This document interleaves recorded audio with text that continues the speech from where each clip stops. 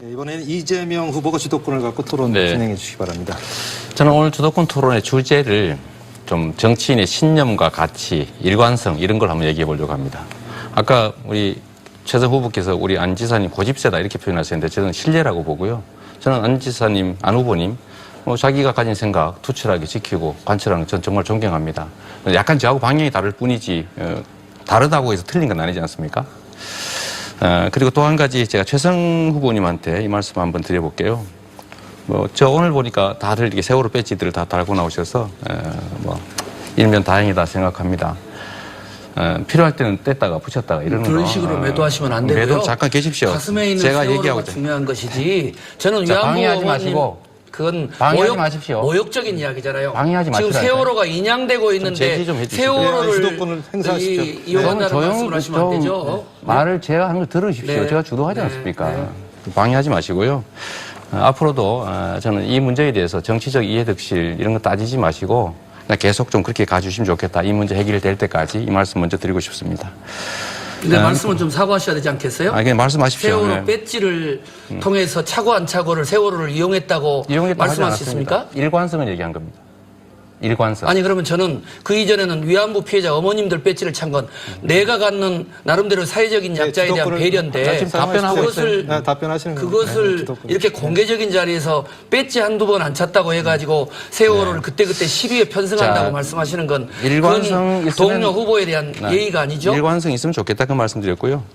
이제 질문은 뭐 다 됐으니까 답하셨고요. 문재인 후보님한테로 제가 또 넘겨서 이 말씀 한번 드려보겠습니다. 전에 저보고 말꼬리 잡는다 이런 표현을 하셔서 그것도 일종의 네거티브거든요. 저는 정책에 대해서 질문을 계속한 것이지 좀 이해가 안 되니까 그런 말씀 한번 드리고 싶고요. 네거티브라고 하는 게 네거티브다 이 말씀 하나 드리고 싶은데 제가 이 말씀 왜 드리냐면 사실 우리 문재인 후보님께서는 호위무사라고 평가받으신 최성 후보에 대해서 문제를 삼으셨어야지 안희정 후보에 대해서 네거티브 문제를 삼으시면 안 됐다고 생각합니다. 저는. 어떻게 생각하십니까? 저는 네거티브는 우리 이재명 후보님이 토론장에서는 제일 심하게 하신 것 같고. 호위무사라는 게 어떤? 그런데 오히려 화는 또 우리 안희정 후보님이 많이 하신 것 같아요. 네. 인터넷에 많이 나오잖아요. 인터넷에 나온 것들을 그렇게 무책임하게 네거티브 공세를 합니까? 네. 어쨌든 항상 언론에 나오면 검증과 정확한 팩트를 이야기하시라는 거니? 주도하는 거니까 좀 기다려 보십시오. 근거를 대보세요. 어쨌든 저는 동료에 대한 애정 어린 충고 좋습니다만은 네거티브라고 하는 건 실제 제가 보기에는 제일 많이 하신 것 같아요. 그런데 두 분이 사이가 좋아서 그러신지 몰라도 지적은 최성 후보한테 하는 게 맞았다는 게 제 의견입니다. 그냥 말씀드리는 거예요. 뭐 의견 말씀할 수 있지 않습니까? 그런 방식의 자, 그 다음에 제가 마저 진행하겠습니다. 우리 문재인 후보님 준비된 대통령이시죠. 또 검증도 다 되셨고 또 일자리 대통령 말씀 많이 하시니까 저는 이게 핵심적인 가치라고 봐서 여기에 대해서 계속 질문하지 않을 수가 없습니다. 일자리 먼저 말씀드리면요. 81만 개, 이제 어제도 말씀드렸으니까 검토해 보셨을 것 같아요. 81만 개 중에 17만 개는 새로 생기는 게 맞습니다. 그래서 2조 4천억이 든다는 것이고, 나머지 64만 개는 기존에 있던 위탁된 것들을 좀 질을 개선하는 거다. 라고 하니까 이미 있는 일자리를 질을 개선하는 거니까 신규 일자리는 아니지 않습니까? 그 정책을 발표한 사람이 전대 왜 제 말을 듣지 않고 어디서 봤습니까? 설명해 자, 보십시오. 아까 17만 개는 우리 이제 공무원 일자리니까 당연하고요. 우리 이제 공공부문 일자리도 우리들의 다 공통 공약이잖아요. 공공의료 확대하겠다, 공공어린이집 또 공공유치원 확대하겠다. 뭐 다 이렇게 우리 공공을 다 이렇게 확대하겠다라고 하고 있고 하다못해 치매 전문병원을 그게 새로 생기는 일자리냐 아니면 있는 일자리의 질을 바꾸는 거냐? 아니 그걸 만들면 새로 일자리가 생기지 그것이 어떻게 바꾸는 일자리가 되겠습니까? 이미 일하고 없는 있는 걸 만드는 건데. 이미 일하고 있는 사람이 있습니다. 그것은 예를 들면 민간 어린이집을 인수한다거나 할 경우에 전환될 수 있겠죠. 그러면 그 경우에도 신규의 일자리면 예산을 해서 나옵니까? 그 부분을 어떻게 계산하겠습니까? 제가 계산하지 못하는 것이 어떻게 이재명 후보는 그래서 묻는 겁니다. 계산해가지고 나머지 64만 개가 다 바꾸는 거다 이렇게 어떻게 말씀하세요? 아니 64만 개 일자리 만드는데 예산 얼마 듭니까? 64만 개는 공공부문 일자리이기 때문에 얼마 듭니까? 아니요. 정부가 추가로 예산 투입할 일은 없죠. 부족한 부분을 지원하게 되는 것이죠. 얼마 지원합니까? 알 수 없죠.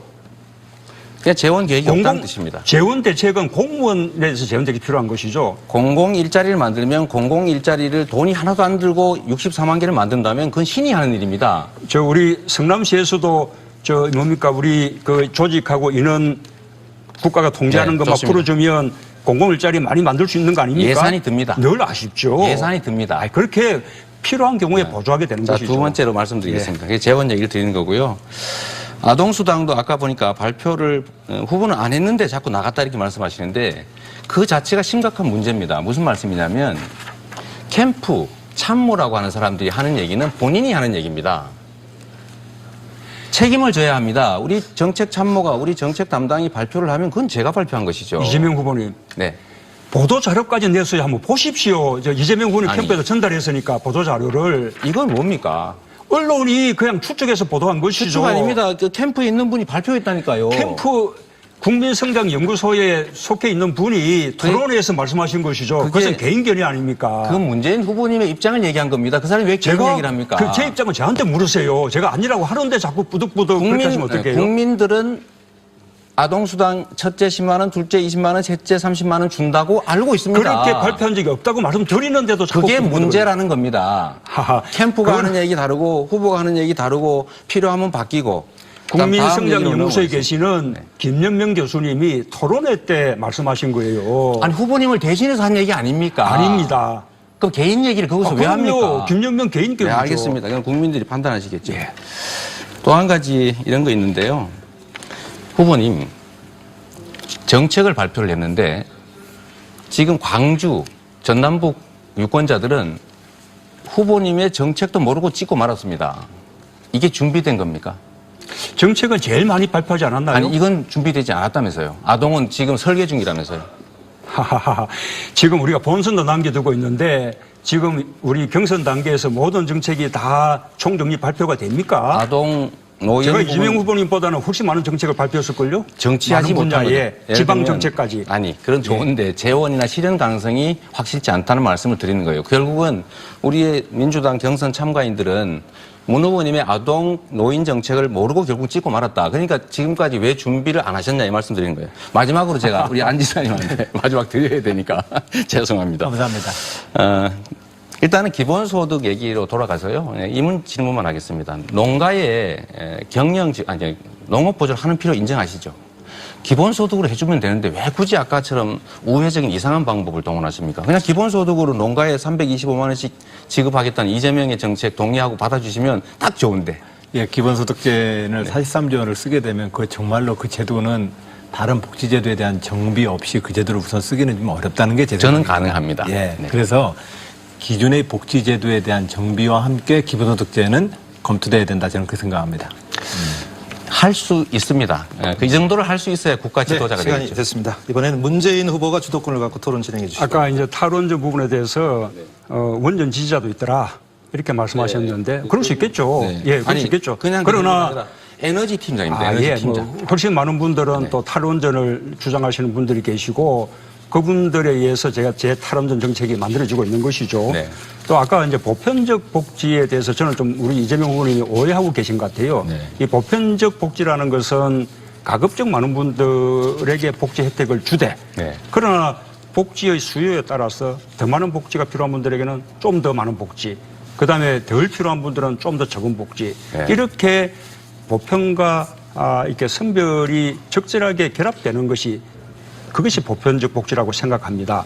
그 말씀 드리고 싶고 방금 이제 기본소득 부분에 대해서 네. 아까 어르신들 이야기를 한 번 더 돌아가 보면 제 공약에 의하면 그것은 우리 당의 지난 총선 공약이기도 한데 어르신들에게 하위 70% 어르신들에게 평균 12만 원이 더 돌아가는 거예요. 이재명 우리 후보님의 기본소득 보장은 설령 재원 조달이 가능하다 해도 하위 70% 어르신들에게는 월 8만 원밖에 돌아가지 않고 그 대신에 별로 아쉽지 않은 분들에게 또 8만 원을 드리게 되는 셈이죠. 어느 것이 더 효과적이겠습니까? 제가 이 하나 물어보겠습니다. 70%까지 해당되는 어르신은 보조를 받을 필요가 있고 71%는 왜 안 됩니까? 그 경계가 뭡니까?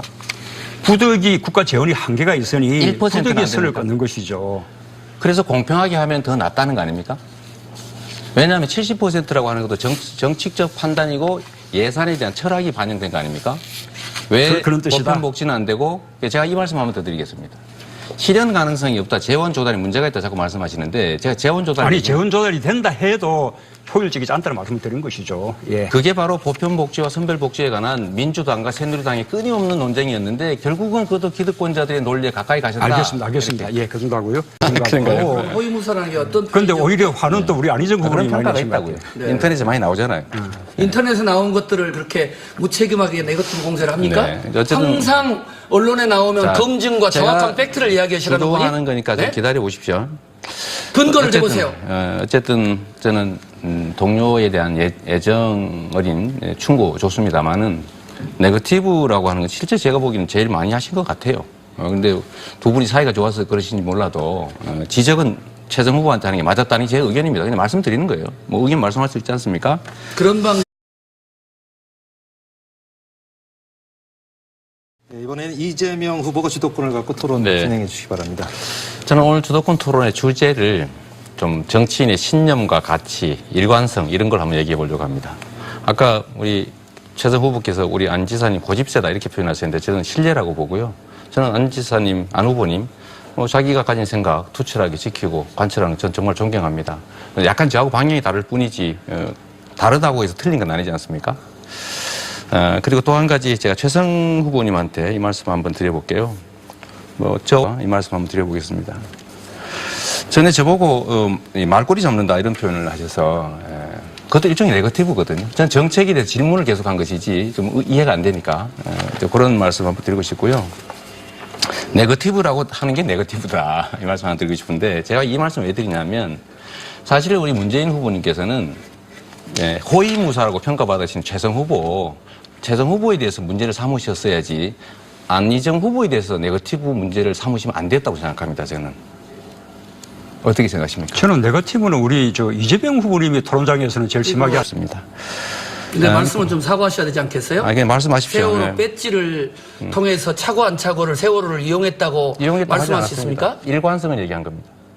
일관성. 아니 그러면 저는 그 이전에는 위안부 피해자 어머님들 배지를 찬 건 내가 갖는 나름대로 사회적인 약자에 대한 배려인데 지금 답변하고 그것을 네, 답변하시는 그것을 이렇게 공개적인 자리에서 배지 한두 번 안 찼다고 해가지고 세월호를 그때그때 시비에 편승한다고 자, 말씀하시는 건 일관성 그건 있으면- 동료 후보에 대한 예의가 아니죠? 일관성 있으면 좋겠다 그 말씀드렸고요.